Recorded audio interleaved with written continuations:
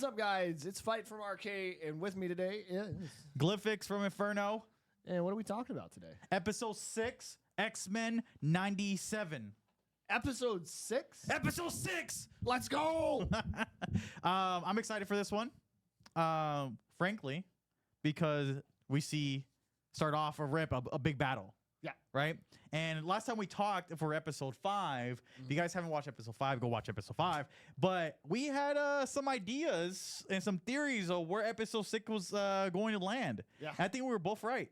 Yeah. I think we were both right. And we didn't even know we were going to be right. Fairly spot on. Yep. I will say, we're talking about episode 6 now. All the episodes have been released at this point. So I did watch episodes 6 and 7 Yep. for today's video. Yep. I have not watched 8, 9, or 10. I've watched all of them. So I'm trying to stay away from spoilers. Yep. Trying to keep an open mind so I talk about the show. It's a lot funner for me doing this kind of content without knowing Yep. and being able to talk about it. So I'm excited to see. I've heard it's a really, really good ending. It's really good. So it's one of the best Marvel animated shows, and frankly, much better than a lot of MCU shows. Really? Yeah. The X-Men 97 has definitely been a pleasure of mine watching it every Wednesday when it came out. Obviously, all the episodes are out now, but watching X-Men 97 put me back into my childhood and really let me just sit there and watch Saturday night cartoons, even though it wasn't Saturday, it's, Wednesday. But, getting a bowl of cereal or whatever and just watching X-Men. And frankly, this story has been told so perfectly that I compare it to now anything that's MCU related, any live action things, the animation just beats it. It does. Yeah. I'm excited. I know it's been really entertaining up until now.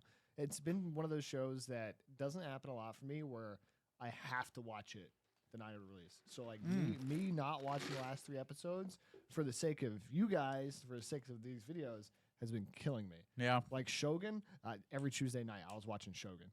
Phenomenal show. Dude. It's just one of those shows you have to obviously they're all out, but people are still watching it, right? People are still having caught up. It's one of those shows that I feel like you can go back and really just rewatch the whole entire season again. Oh, I'll 100% be going back and rewatching it on a down day or something. Yeah.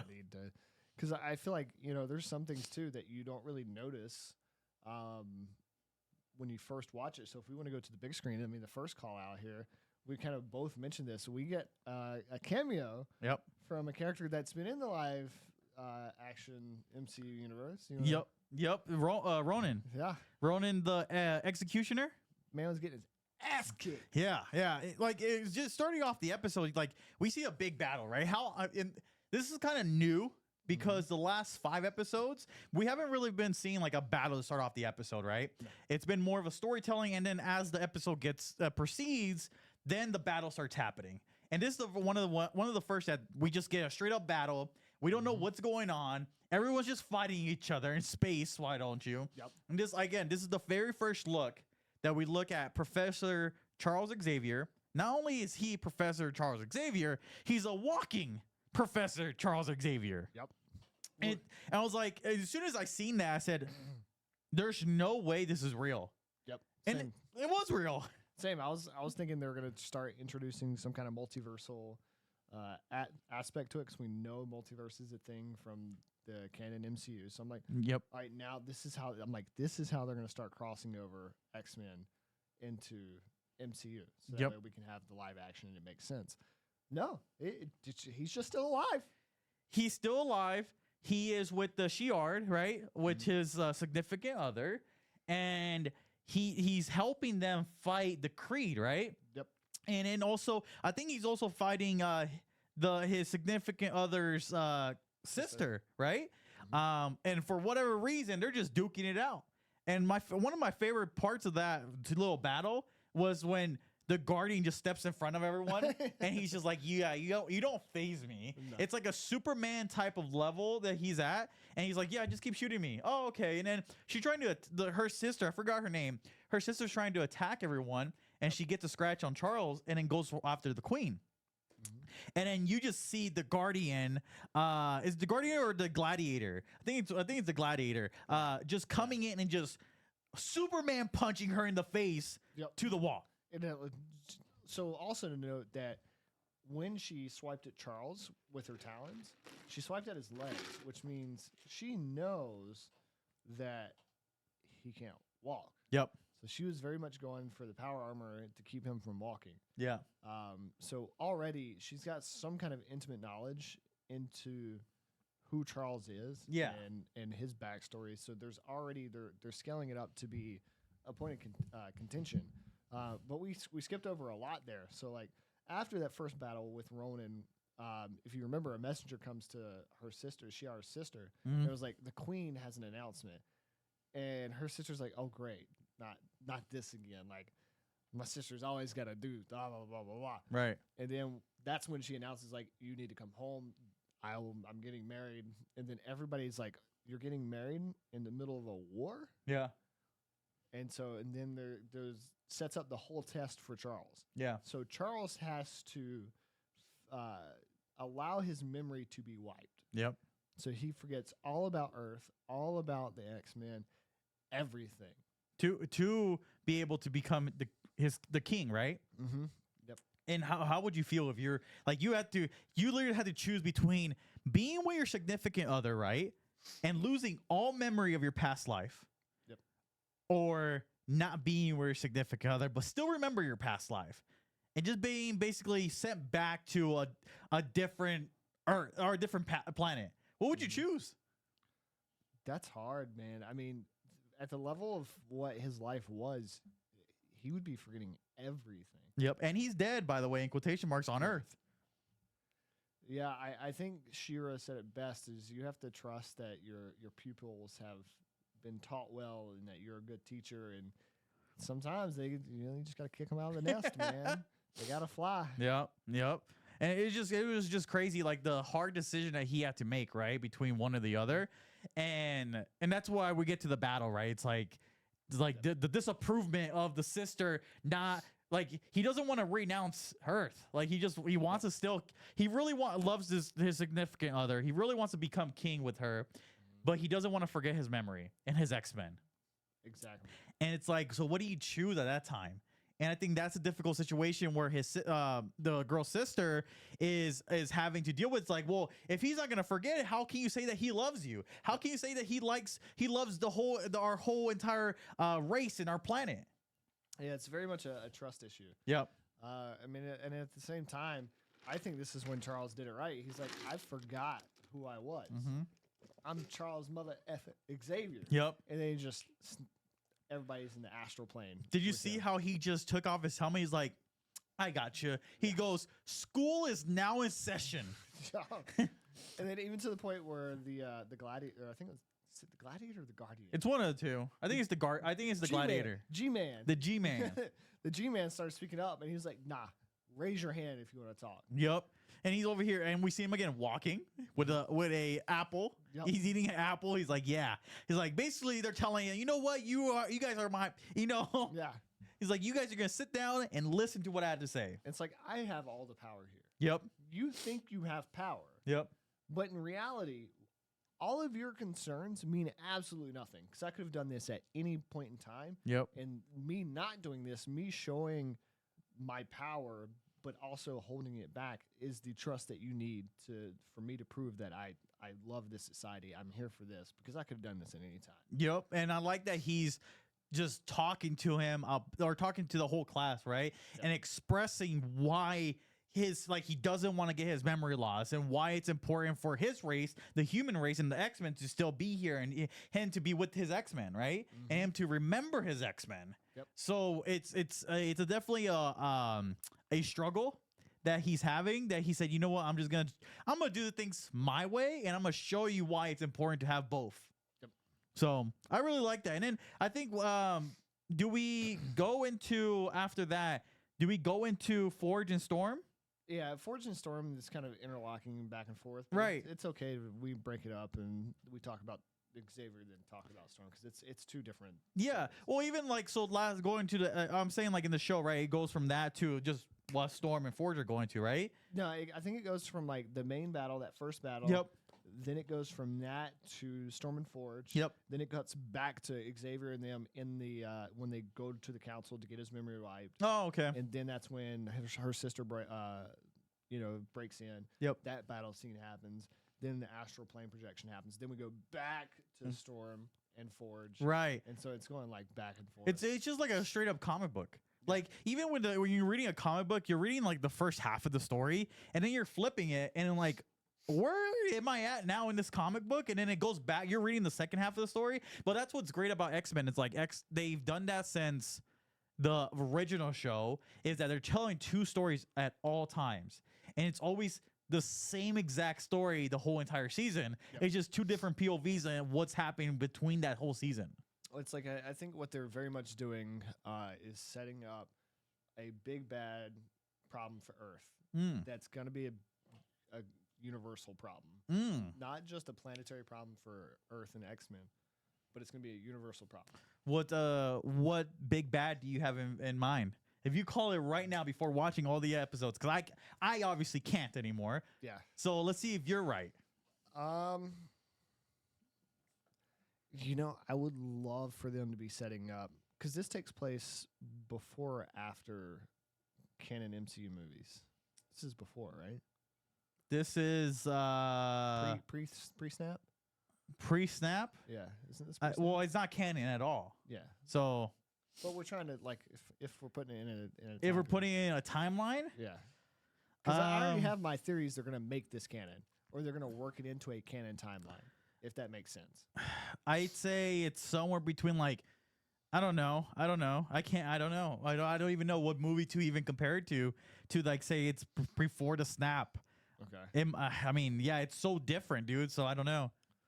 So I would have loved to have been setting up Thanos and a lot of the back end, almost like how Gotham set up the city for why Batman happened. Mm-hmm. I would love for them to have done that with this, because we've already seen Ronan, Right. which is one of Thanos' right hands. Yep. We've seen the Kree. Yep. We see that's leading into the Secret Wars and a lot of that stuff. So this is obviously taking place, I would think, before all that.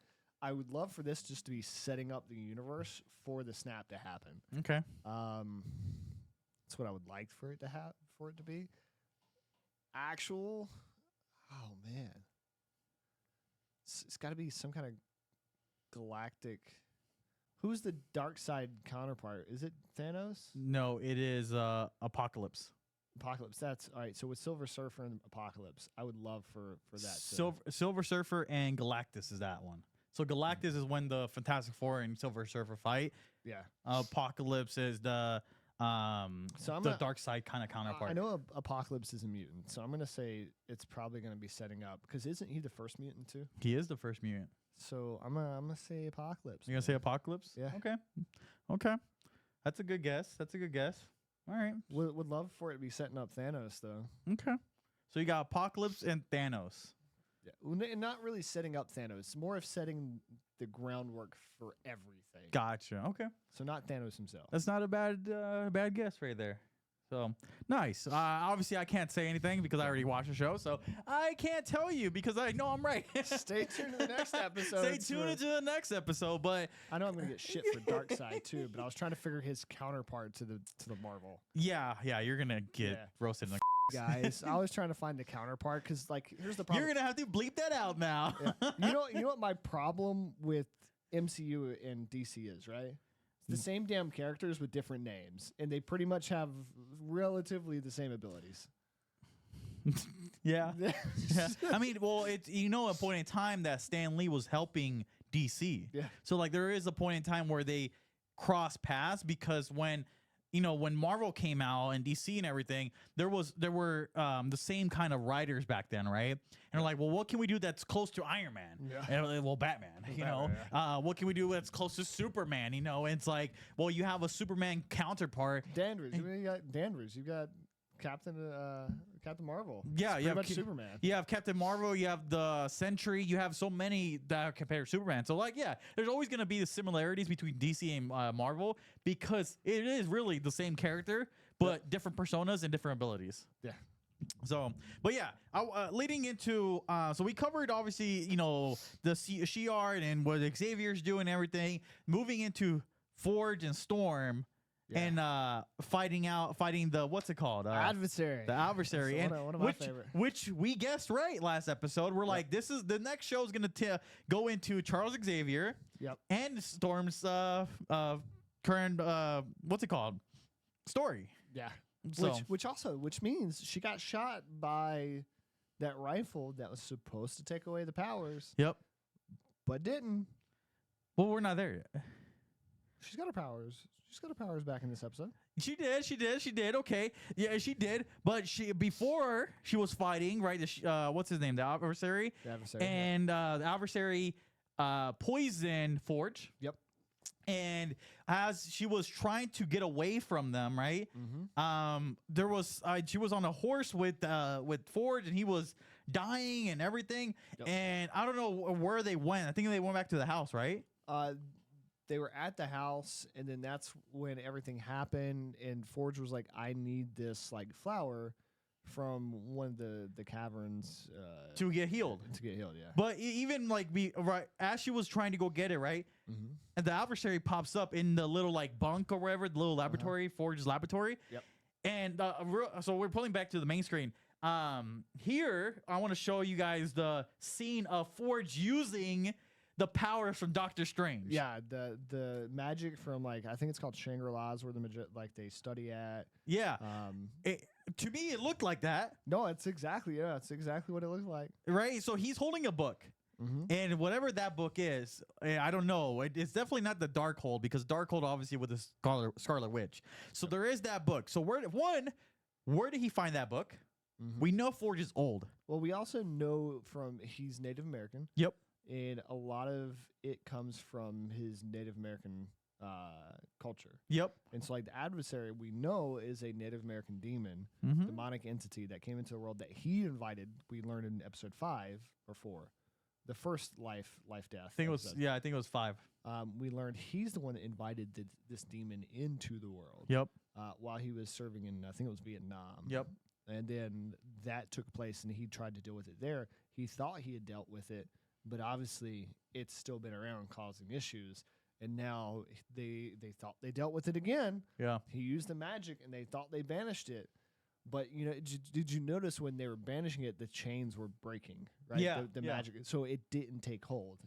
Yeah. And it's something very small that if you didn't catch on to while watching it, I didn't catch on to it to the second time, like today when I was watching it to refresh my memory on the episode. I didn't catch it the first time. I noticed that the second time that magic chains were breaking, and I'm like, that makes sense now why. It's telling me that he is not a full sorcerer.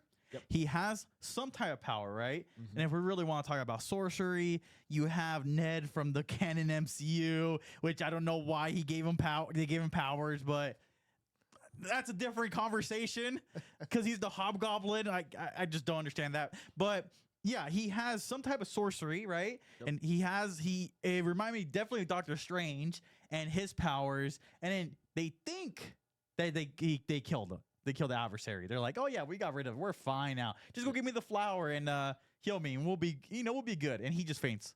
Yeah. He's like, yeah. They get there, and he is very weak. And he's like, I can't do it, Storm. I know you're gonna hate this, but you've got to do it. Yep. Because she hates very confined. She has claustrophobia.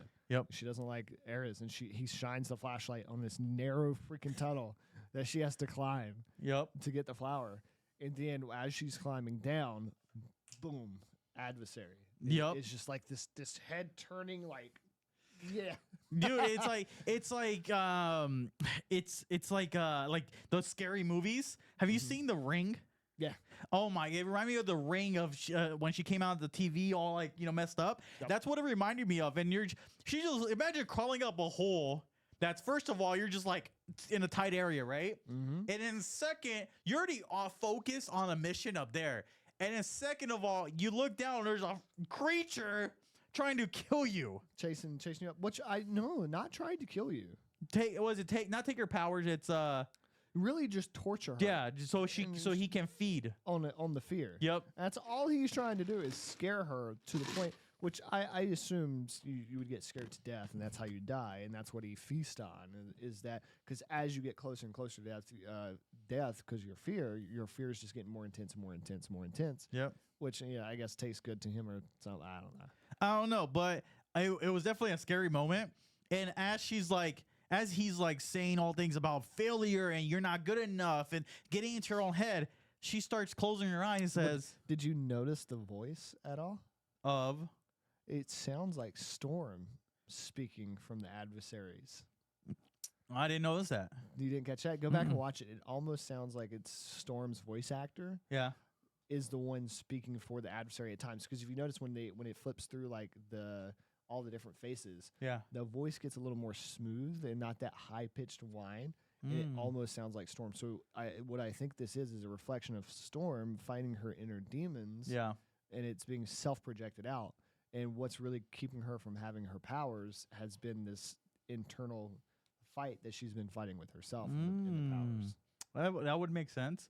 That would make sense. I mean, I would assume that because of how he feeds off people and characters, that he would take on a persona of the person he's trying to feed off from, because he knows that if he talks a certain way, it's like a moment of when you're thinking, it's basically getting in your own head, right? Yep. It's like you're getting in your own head and you're fearing, you have anxiety and this and that. And that's when you start worrying. That's when bad things happen.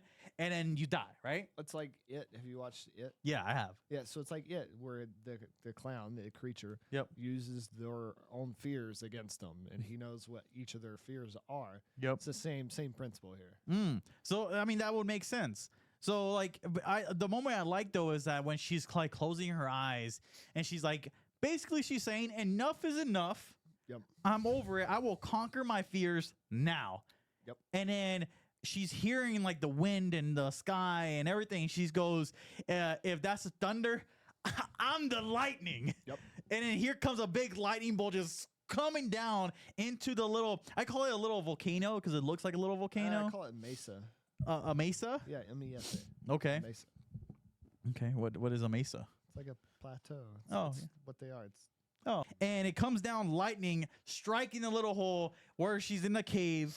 And then I just like the moment she goes, if you're the thunder, I'm the lightning. Yep. And then boom, she gets her powers back. And then when she gets it, right before she gets her powers back, it cuts to her like saying this. Yep. She's being like crushed by the rocks around her. Yep. And then she says, I'm the thunder, if that's the lightning. Yep. And then it comes down, hits her like you were saying, and then it just breaks out. She starts flying up. Yep. And then we get the classic black and yellow suit from back in the day. Which, if you notice, there was a reason why every single character, most of every character, I think Jean and Storm were the main two, but even Nightcrawler, we didn't get to see Nightcrawler in the first couple episodes in the intro. Then we got Jean, different hairstyle and different person. And then now with the Storm, we got a whole different wardrobe, because you got to remember, the first one was the mohawk with the white suit. Yep. The first one was the white suit with long hair from the original X-Men. The second one, which is X-Men 97, had the mohawk with the white suit. Yep. Now, the third one is Storm back with the long white hair, but black suit and yellow. Which I enjoyed the mohawk. Did you? I did. Wasn't a fan. You wasn't? No, I was not a fan. I like the hairstyle. I like the new black and gold, or the original OG with the long hair white outfit. I think that's classic Storm to me. Yeah. So, but yeah, I mean, she starts flying up, right? And she gets her powers, and she ends up, as you mentioned it earlier, she was enjoying her powers while Forge was dying. Yeah, Forge is just sitting there dying still, and she's just flying around, flying with the horses, flying around with the tornadoes, going into the water, like, oh, I look nice. Yeah, like, oh, you're just enjoying yourself while somebody's sitting here that you're supposedly loves dying. Forge is like, help me, help me. But also, I mean, she does get back in time. Yep. She does apply the ointment, which starts the healing process. And as far as we know, he's good. Yep. And that's kind of where I believe that episode ends, is it not? Yeah, I think it ends where, like, like he's good. She healed him right with the ointment. Everything's good to go. I think that was the end of it. Or did we cut back to Charles one last time? Did we cut back to Charles? I don't remember. I think we cut back to Charles. Because I know after the class in the session, that was everything, no? Was everything? All right, well. Maybe. I don't know.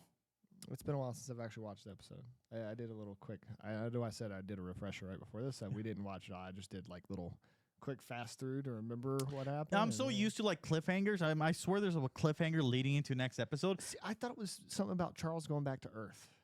No. I thought that was something about that. Maybe not. I think yeah, I think we're gonna catch. I think the next episode I think this is where the story ends. Yeah. But the next episode is where the story continues on a different POV. So we completed the Storm and Forge saga, right? Yeah. And now we're looking at the new story is Charles and the Shi'ar saga. Yep. And so we're starting a new story, but ending an old story.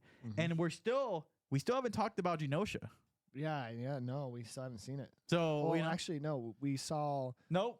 We haven't seen Genosha yet. No, we hadn't. Nope. In this episode, we have not seen Genosha yet. So so what I'm saying is like Storage and Forms arc is done. Their story has been told. Yep.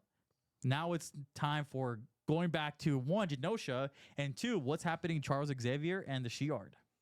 Yeah, there's still a lot. I don't know how they're gonna do it in 4 episodes. Yeah, it's 4 episodes remaining, and well, you know what's crazy is that if we tune into Genosha, right? Go like and comment, subscribe. We'll see you guys in the next episode for that if you want to learn more. Yeah. All right. Well, until next episode, everyone. As always, it's been real. It's been fun. On to Genosha. Genosha.